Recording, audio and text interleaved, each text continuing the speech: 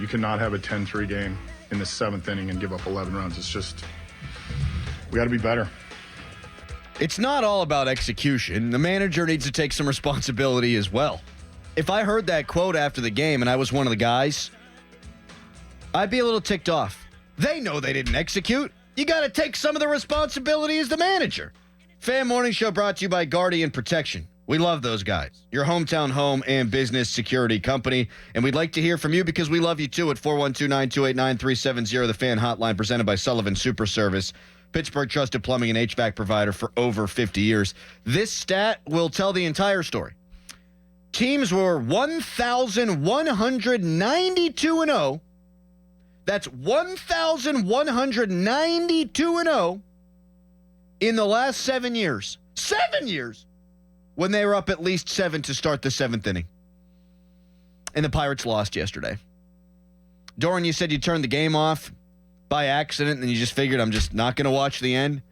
I left my house to go to the bank when it was a 10-3 ball game. Came back, it was 11-10. It was right after that ball got past Kiner Falefa. By the way, I think O'Neal Cruz actually makes that play with his length and athleticism. What do you do with these Pirates, man?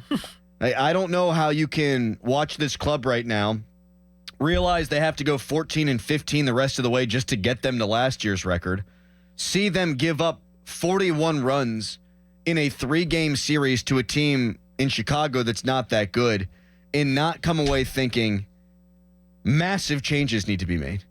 Massive changes. I'm talking everybody's job should be on the line, man. That's exactly where I'm at. And you hate to say it. You hate to say it, but I mean, this is that loss yesterday, and before that, I accidentally turned the game off. They started the Cubs started scoring runs, and our guy Neil Walker was like, "I'm just gonna say this game has been bad, like it's been ugly." He's something of that nature. He was like, "This is just a sloppy game." So he's like, "The Pirates need to hold on and stay engaged because they started. You could feel the momentum shifting." Then I look at the score at the end of the game, and I'm like, they ended up losing that game. That is fireable all across the board. All across the board. Would it have been shocking and or unacceptable if they go to Cleveland without Derek Shelton? Like if a press release would have come out yesterday after the game saying the Pirates had parted ways with Shelton, would that have surprised you or upset you in any way? No. Me neither. No. How... My thing is, it's like, okay, we want to live in the moment, and we know how this season has gone. A lot of ups, a lot of downs, and now we're down at the bottom of the pit. How, in your right mind, if you are a decision maker for the Pittsburgh Pirates, do you think that this regime can do it next year? How could you look at yourself in the mirror and say that? This is where it's at now. You saw where it possibly could get. You saw the highs of the highs this year, and you had to manufacture that because of the Paul Skeens being brought up, and you're relying on a 21-year-old at the time. He turned 22, I think, like a couple weeks in, to revitalize your Major League Baseball team. I know the guy's a star. I know that he's a unicorn. I know he's a once-in-a decade type player. Good for him. We're happy that we have him. We're lucky that we could watch him pitch. But they literally were relying on him to be a part and to take them to another level. That's insane. That's actually insane if you really think about it, because you don't have the quality major league players on your roster outside of him to manufacture those wins. You had to use him, and that was the only thing that you had. And obviously, he was going to carry you only so far. And he's been Cy Young quality this year. Yes. And they didn't know he'd be that good this fast. Correct. I mean, I think they could have thought maybe he'll do what Garrett Cole did, maybe better than that. But I don't think they thought he could potentially be a Cy Young guy. And then you have Jared Jones, Mitch Keller, Paul Skeens all pitch in this series, and your team gives up 41 total runs.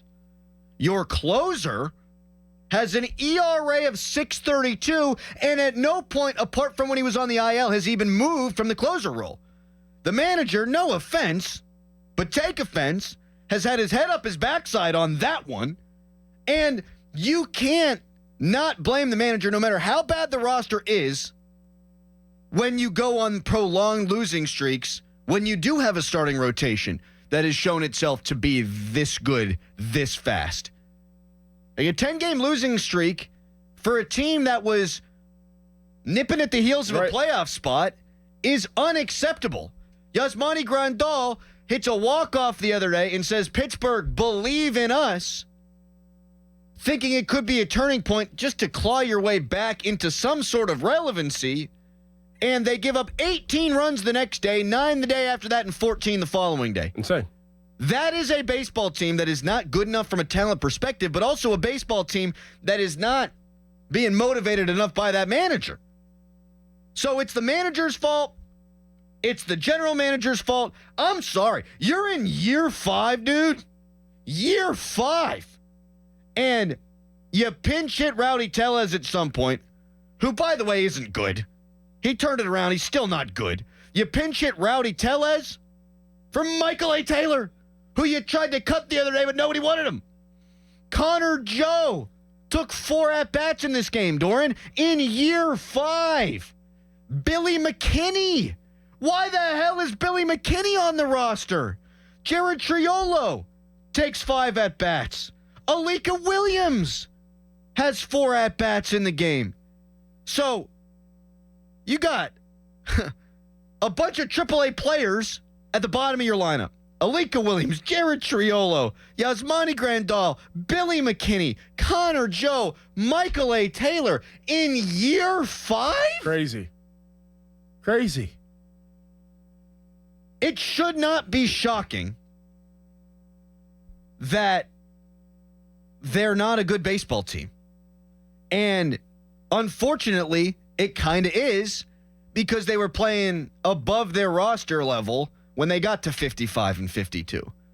And I thought that they could do something special with this starting rotation, and the bullpen had come into a good spot right around the trade deadline, and you're thinking, okay, they still don't have a great hitting lineup, but can they pitch their way there?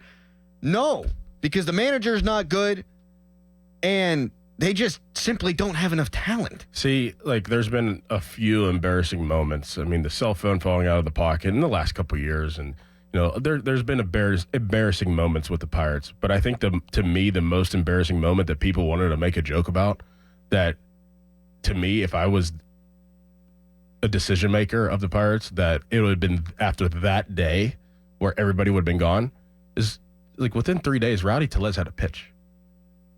Couple times. Twice. Within like a couple days, right? Yep. That, like, people are like, oh, Rowdy Tellez is coming to pitch again. Like, do you know how embarrassing that is? Do you know how embarrassing that is? Because you ran out of arms. You don't want to, overdo it, and you're getting mopped across the floor. You're right about that. Like, yesterday, you had fans chanting for Rowdy to come in and pitch. Think about that. That's a joke.